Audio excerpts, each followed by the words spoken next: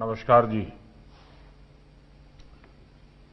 केंद्रीय मंत्रिमंडल में मेरे वरिष्ठ सहयोगी और लखनऊ के सांसद श्रीमान राजनाथ सिंह जी,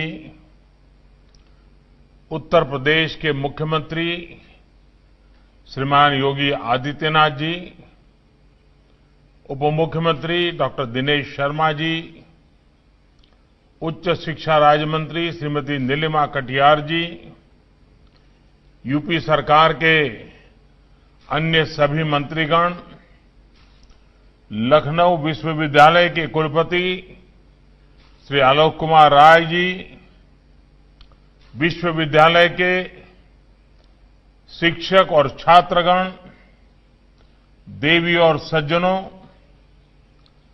लखनऊ विश्वविद्यालय परिवार को 100 वर्ष पूरा होने पर हार्दिक शुभकामनाएं। 100 वर्ष का समय सिर्फ एक आंकड़ा नहीं है, इसके साथ अपार उपलब्धियों का एक जीता जागता इतिहास जुड़ा हुआ है।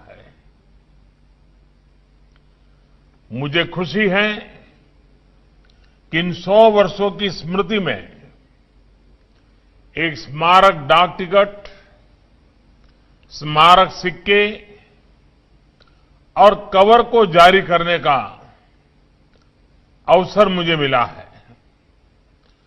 साथियों, मुझे बताया गया है कि बाहर गेट नंबर 1 के पास जो पीपल का पेड़ है, वो विश्वविद्यालय की 100 वर्ष की अविरत यात्रा का अहम साक्षी है।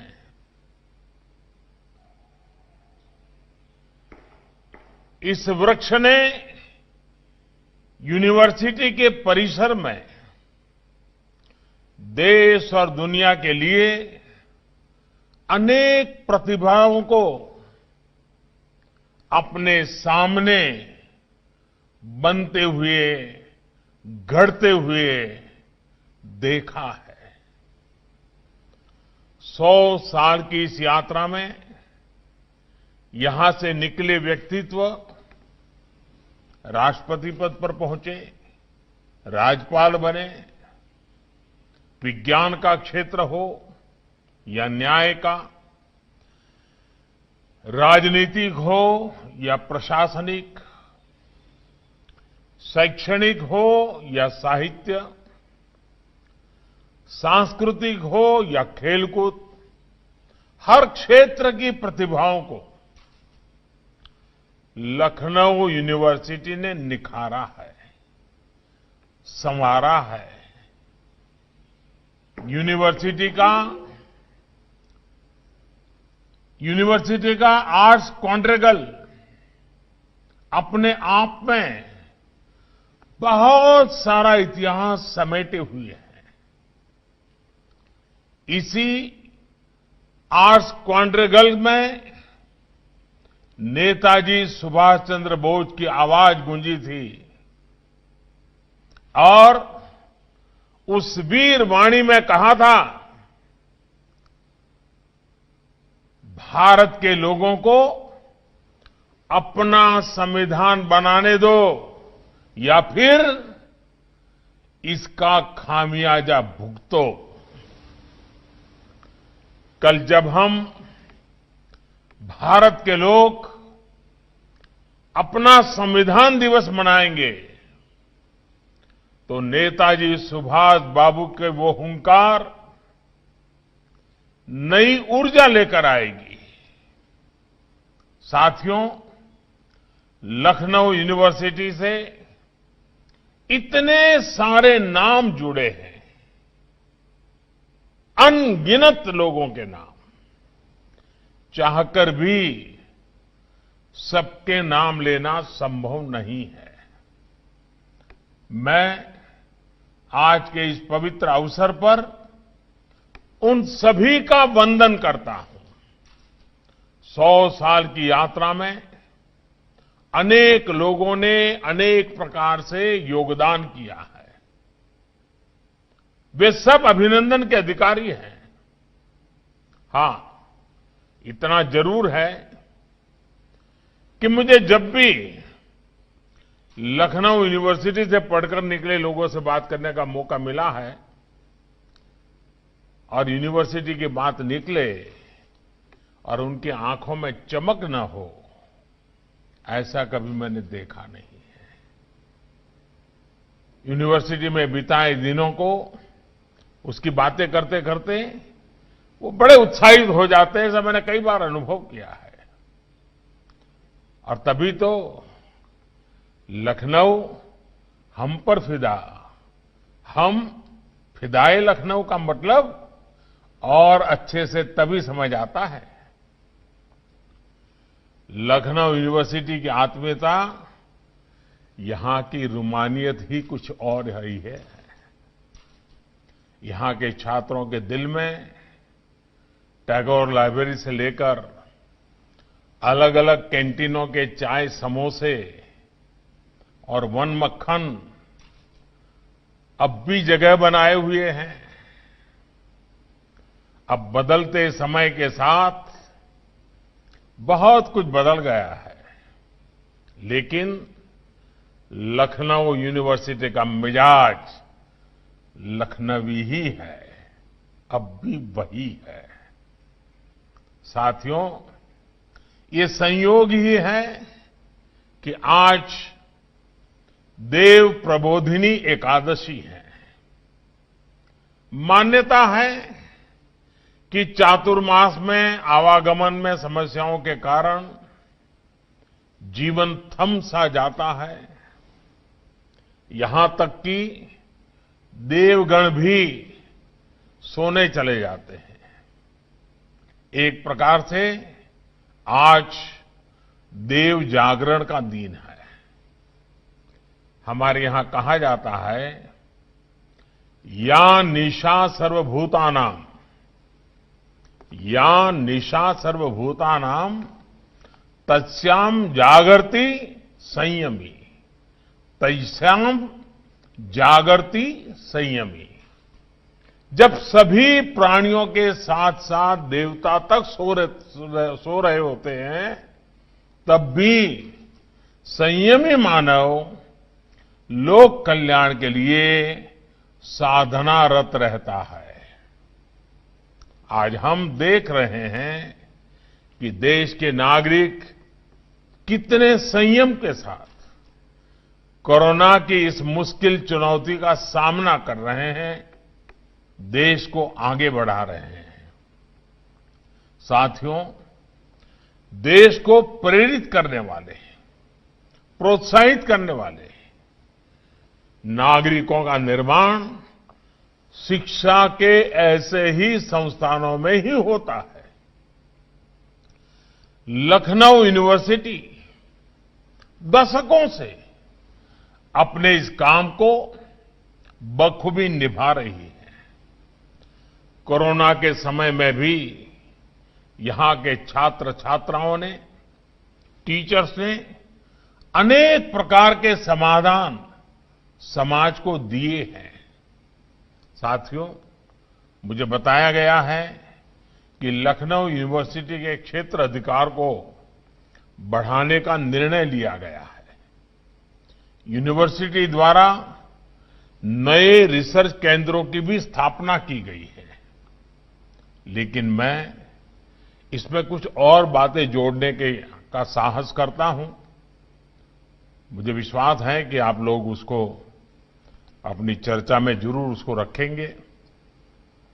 मेरा सुझाव है कि जिन जिलों तक आपका शैक्षणिक दायरा है, वहां की लोकल विधाओं, वहां के लोकल उत्पादों से जुड़े कोर्सेस, उसके लिए अनुकूल स्किल डेवलपमेंट, उसकी हर बारीकी से एनालिसिस, ये हमारी यूनिवर्सिटी में क्यों ना हो।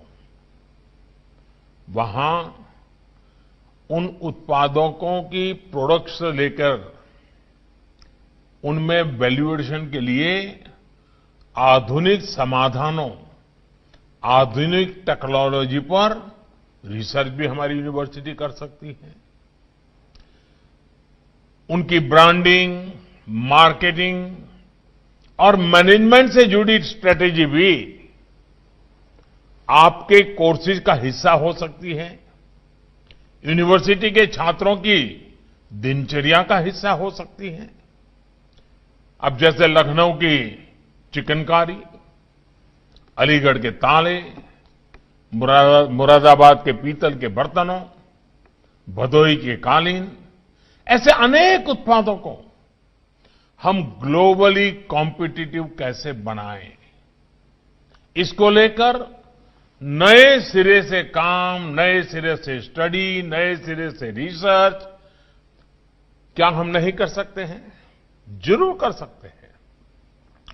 इस स्टडी से सरकार को भी अपने नीति निर्धारण में, पॉलिसीज बनाने में बहुत बड़ी मदद मिलती है और तभी वन डिस्ट्रिक्ट, वन प्रोडक्ट की भावना सच्चे अर्थ में साकार हो पाएगी।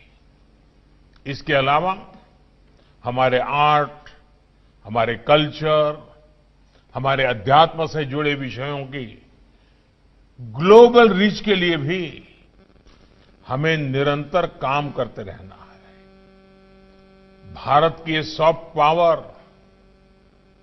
अंतर्राष्ट्रीय जगत में भारत की छवि मजबूत करने में बहुत सहायक है। हमने देखा है पूरी दुनिया में योग की ताकत क्या है। कोई योग कहता होगा, कोई योगा कहता होगा, लेकिन पूरे विश्व को योग को अपना एक प्रकार से जीवन का हिस्सा बनाने के लिए प्रेरित कर दिया है।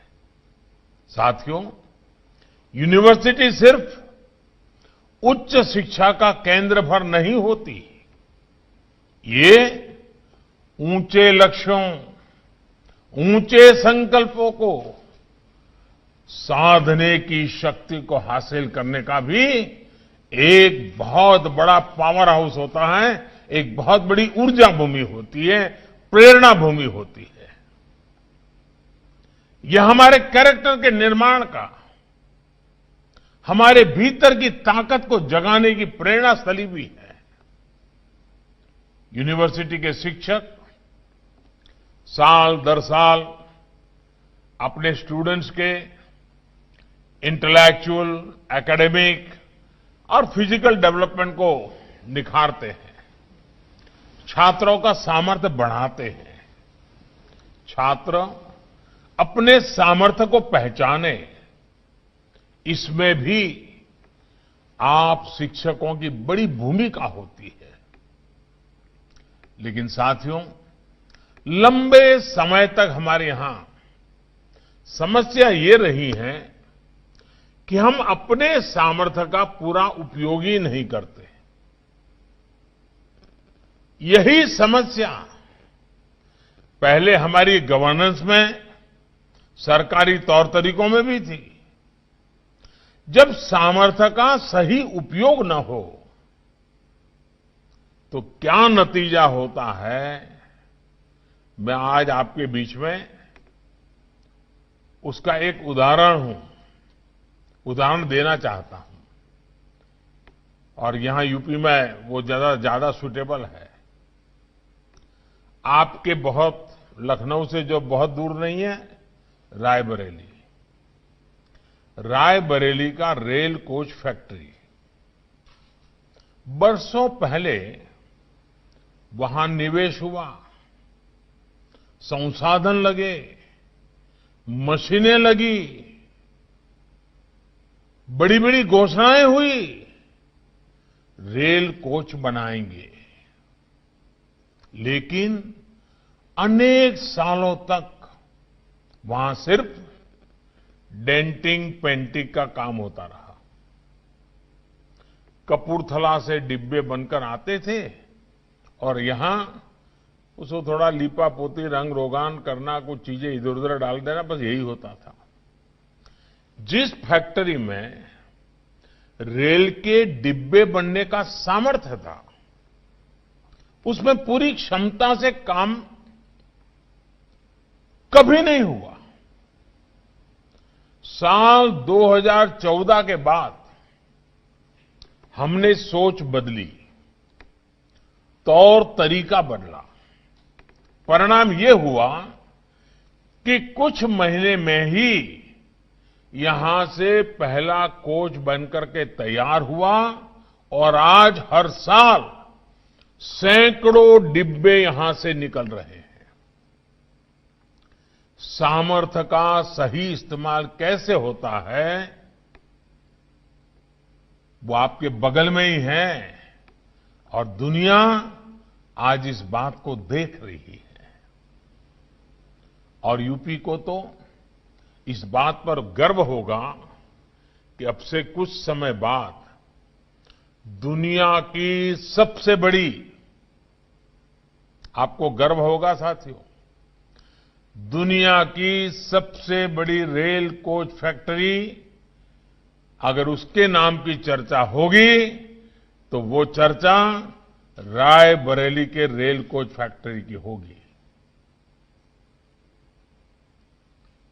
साथियों, सामर्थ्य के उपयोग के साथ साथ नियत और इच्छा शक्ति का होना भी उतना ही जरूरी है। इच्छा शक्ति न हो तो भी आपको जीवन में सही नतीजे नहीं मिल पाते। इच्छा शक्ति से कैसे बदलाव होता है, इसका उदाहरण देश के सामने कई उदाहरण हैं। मैं जरा यहां आज आपके सामने एक ही सेक्टर का उल्लेख करना था, यूरिया। एक जमाने में देश में यूरिया उत्पादन के बहुत से कारखाने थे, लेकिन बावजूद इसके काफी यूरिया भारत बाहर से मंगवाता था, इंपोर्ट करता था। इसकी एक बड़ी वजह यह थी कि जो देश के खाद कारखाने थे वो अपनी फुल कैपेसिटी पर काम ही नहीं करते थे। सरकार में आने के बाद जब मैंने अफसरों से इस बारे में बात की तो मैं हैरान रह गया। साथियों, हमने एक के बाद एक नीतिगत निर्णय लिए। इसी का नतीजा है कि आज देश में यूरिया कारखाने पूरी क्षमता से काम कर रहे हैं। इसके अलावा एक और समस्या थी, यूरिया की ब्लैक मार्केटिंग की। किसानों के नाम पे निकलता था और पहुंचता कहीं और था, चोरी हो जाता था।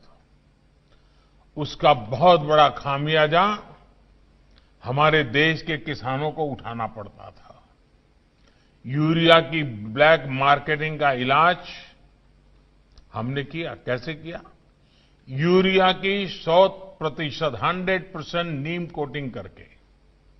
ये नीम कोटिंग का कंसेप्ट भी कोई मोदी के आने के बाद आया ऐसा नहीं है, ये सब नोन था, सब जानते थे। और पहले भी कुछ मात्रा में नीम कोटिंग होता था, लेकिन कुछ मात्रा में करने से चोरी नहीं रुकती है। लेकिन 100% नीम कोटिंग के लिए जो इच्छा शक्ति चाहिए थी वो नहीं थी।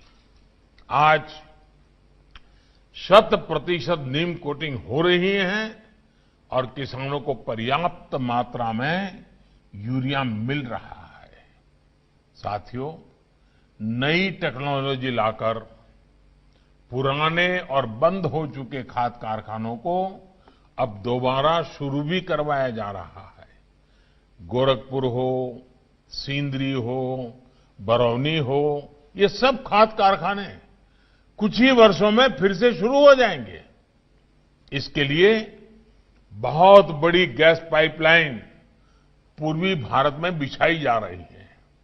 कहने का मतलब ये है कि सोच में पॉजिटिविटी और अप्रोच में पॉसिबिलिटीज, इसको हमें हमेशा जिंदा रखना चाहिए। आप देखिएगा, जीवन में आप कठिन से कठिन चुनौती का सामना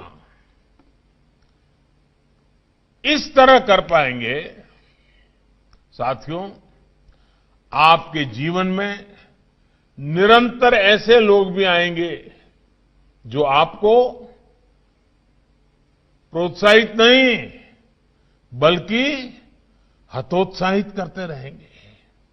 ये नहीं हो सकता है, अरे ये तू नहीं कर सकता यार, तू सोच, तेरा काम नहीं है, ये कैसे होगा, अरे इसमें तो ये दिक्कत है, ये तो संभव ही नहीं है। अरे इस तरह की बातें लगातार आपको सुनने को मिलती होगी। दिन में 10 लोग ऐसे मिलते होंगे जो निराशा निराशा निराशा की बात करते होंगे, और ऐसी बातें सुनकर के आपके कान भी थक गए होंगे। लेकिन आप खुद पर भरोसा करते हुए आगे बढ़िएगा। अगर आपको लगता है कि आप जो कर रहे हैं वो ठीक है, देश के हित में है, वो न्यायोचित तरीके से किया जा सकता है, तो उसे हासिल करने के लिए अपने प्रयासों में कभी कोई कमी मत आने दीजिए। मैं आज आपको एक और उदाहरण भी देना चाहता हूं। साथियों, खादी को लेकर, हमारे यहां खादी को लेकर जो एक वातावरण है, लेकिन मेरा जरा उल्टा था, मैं जरा उत्साहित रहा हूं। मैं उसके, जब मैं गुजरात में ये सरकारों के रास्ते पर तो नहीं था, तब मैं एक सामाजिक काम करता था, कभी राजनीतिक कार्यकर्ता के रूप में काम करता था। खादी पर हम गर्व करते हैं, चाहते हैं, खादी की प्रतिबद्धता, खादी के प्रति झुकाव, खादी के प्रति लगाव, खादी की प्रसिद्धि, ये पूरी दुनिया में हो, ये मेरे मन में हमेशा रहा करता था। जब मैं वहां का मुख्यमंत्री बना तो मैंने भी खादी का खूब प्रचार प्रसार करना शुरू किया। 2 अक्टूबर को मैं खुद बाजार में जाता था, खादी के स्टोर में जाके खुद कुछ न कुछ खरीदता था। मेरी सोच बहुत पॉजिटिव थी, नीयत भी अच्छी थी, लेकिन दूसरी तरफ कुछ लोग हतोत्साहित करने वाले भी मिलते थे। मैं जब खादी को आगे बढ़ाने के बारे में सोच रहा था, जब कुछ लोगों से इस बारे में चर्चा की, तो उन्होंने कहा कि खादी इतनी बोरिंग है और इतनी अनकूल है, आखिर खादी को आप हमारे आज के यूथ के प्रमोट कैसे कर पाएंगे, यही सुनता था। आप सोचिए किस तरह के सुझाव मिलते थे। ऐसी ही निराशावादी अप्रोच की वजह से हमारे यहां खादी के रिवाइवल की सारी पॉसिबिलिटीज मन में ही मर चुकी थी, समाप्त हो चुकी थी। मैंने इन बातों को किनारे किया और सकारात्मक सोच के साथ आगे बढ़ा। 2002 में मैंने पोरबंदर में महात्मा गांधी जी की जन्म जयंती के दिन गांधी जी की उस जन्मस्थली में ही खादी के कपड़ों का ही एक फैशन शो प्लान किया और एक यूनिवर्सिटी के यंग स्टूडेंट्स को ही इसकी जिम्मेवारी दी। फैशन शो तो होते रहते हैं, लेकिन खादी और यूथ दोनों ने मिलकर उस दिन जो मजमा जमा दिया, उन्होंने सारे पूर्वग्रहों को ध्वस्त कर दिया था। नौजवानों ने कर दिया था। और बाद में उस इवेंट की चर्चा भी बहुत हुई थी और उस समय मैंने एक नारा भी दिया था कि आजादी के पहले खादी फॉर नेशन, आजादी के बाद खादी फॉर फैशन। लोग हैरान थे कि खादी कैसे फैशनेबल हो सकती है, खादी कपड़ों का फैशन शो कैसे हो सकता है। और कोई ऐसा सोच भी कैसे सकता है कि खादी और फैशन को एक साथ ले आए। साथियों, इसमें मुझे बहुत दिक्कत नहीं आई। बस सकारात्मक सोच ने, मेरी इच्छा शक्ति ने मेरा काम बना दिया। आज जब सुनता हूं कि खादी स्टोर से एक एक दिन में 1-1 करोड़ रुपए की बिक्री हो रही है, तो मैं अपने वो दिन भी याद करता हूं दोस्तों। आपको जानकर हैरानी होगी, और ये आंकड़ा याद रखिए आप। साल 2014 के पहले 20 वर्षों में जितने रुपए की खादी की बिक्री हुई थी, उससे ज्यादा की खादी पिछले 6 साल में बिक्री हो चुकी है। कहां 20 साल का कारोबार और कहां 6 साल का कारोबार। साथियों, लखनऊ यूनिवर्सिटी कैंपस के ही कविवर प्रदीप ने कहा है, आप ही की यूनिवर्सिटी इसी मैदान की कलम से निकला है। प्रदीप ने कहा है, कभी कभी खुद से बात करो, कभी कभी खुद से बात करो, कभी खुद से बोलो। अपनी नजर में तुम क्या हो, ये मन की तराजू पर तोलो। ये पंक्तियां अपने आप में विद्यार्थी के रूप में, शिक्षक के रूप में या जनप्रतिनिधि के रूप में हम सभी के लिए एक प्रकार से गाइडलाइंस हैं। आजकल की भागदौड़ भरी जिंदगी में खुद से साक्षात्कार, खुद से बात करने, आत्ममंथन करने की आदत भी छूटती जा रही है। इतने सारे डिजिटल गैजेट्स हैं, इतने सारे प्लेटफॉर्म्स हैं, वो आपका समय चुरा लेते हैं, छीन लेते हैं। लेकिन आपको इन सब के बीच अपने लिए समय छीनना ही होगा, अपने लिए समय निकालना ही होगा। साथियों, मैं पहले एक काम करता था, पिछले 20 साल से तो नहीं कर पाया, क्योंकि आप सबने मुझे ऐसा काम दे दिया है कि मैं उसी में लगा रहता हूं। लेकिन जब मैं शासन व्यवस्था में नहीं था, तो मेरा एक कार्यक्रम होता था हर साल, मैं मुझसे मिलने जाता हूं। उस कार्यक्रम का मेरा नाम था, मैं मुझसे मिलने जाता हूं। और मैं 5 दिन 7 दिन ऐसी जगह पे चला जाता था जहां कोई इंसान न हो, पानी की थोड़ी सुविधा मिल जाए, बस। मेरे जीवन का वो पल बड़े बहुमूल्य रहते थे। मैं आपको जंगलों में जाने के लिए नहीं कह रहा हूं, कुछ तो समय अपने लिए निकालिए। आप कितना समय खुद को दे रहे हैं, ये बहुत महत्वपूर्ण है। आप खुद को जानें, खुद को पहचानें, इसी दिशा में सोचना जरूरी है।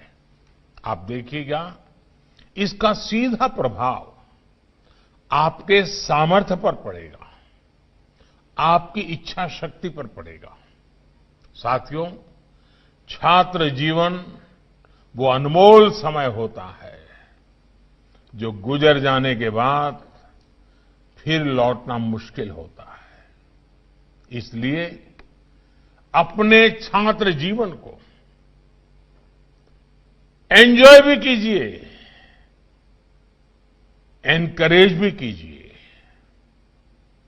इस समय बने हुए आपके दोस्त जीवन भर आपके साथ रहेंगे। पद, प्रतिष्ठा, नौकरी, बिजनेस, कॉलेज, ये दोस्त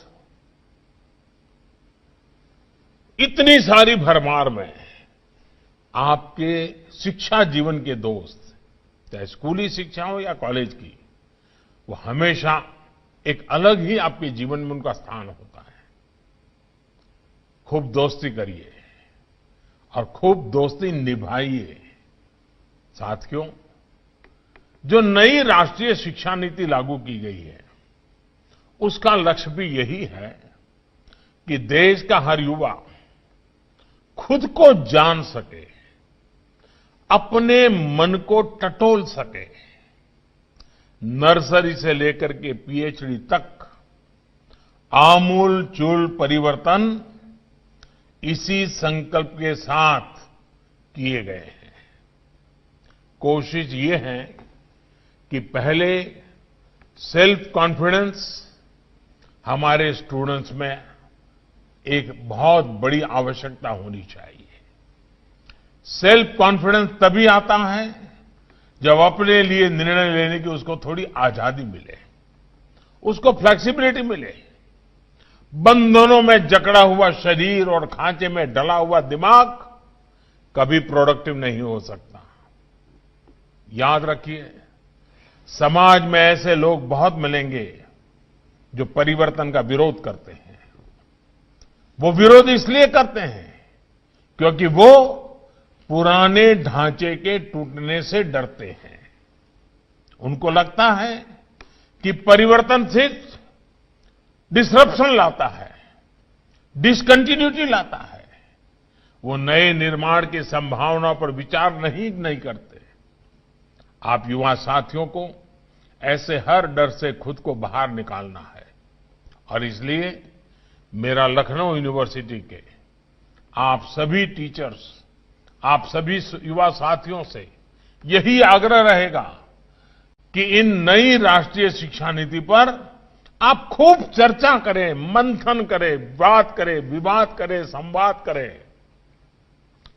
इसके तेजी से अमलीकरण पर पूरी शक्ति के साथ काम करें। देश जब आजादी के 75 वर्ष पूरे करेगा, तब तक नई शिक्षा नीति व्यापक रूप से लेटर एंड स्पिरिट में हमारे एजुकेशन सिस्टम का हिस्सा बने। आइए, वयम राष्ट्रे जागृयाम पुरोहिता। आइए, वयम राष्ट्रे जागृयाम पुरोहिता। इस उद्घोष को साकार करने के लिए जुट जाएं। आइए, हम मां भारती के वैभव के लिए अपने हर प्रण को अपने कर्मों से पूरा करें। साथियों, 2022 और 2047 1947 से लेकर के 2047 आजादी के 100 साल आएंगे। मैं लखनऊ यूनिवर्सिटी से आग्रह करूंगा, इसके नीति निर्धारकों से आग्रह करूंगा कि 5 दिन 7 दिन अलग अलग टोलियां बनाकर के मंथन कीजिए और 2047 जब देश आजादी के 100 साल मनाएगा, तब लखनऊ यूनिवर्सिटी कहां होगी? तब लखनऊ यूनिवर्सिटी ने आने वाले 25 साल में देश को क्या दिया होगा? देश की कौन सी आवश्यकताओं की पूर्ति के लिए लखनऊ यूनिवर्सिटी नेतृत्व करेगी? बड़े संकल्प के साथ, नए हौसले के साथ जब आज शताब्दी मना रहे हैं, तो बीते हुए दिनों की गाथाएं आने वाले दिनों के लिए प्रेरणा बननी चाहिए, आने वाले दिनों के लिए पगडंडी बननी चाहिए और तेज गति से आगे बढ़ने की नई ऊर्जा मिलनी चाहिए। ये समारोह 100 साल की स्मृति तक सीमित न रहे। ये समारोह आने वाली आजादी के 100 साल जब होंगे, तब तक के 25 साल के रोड मैप को साकार करने का बने।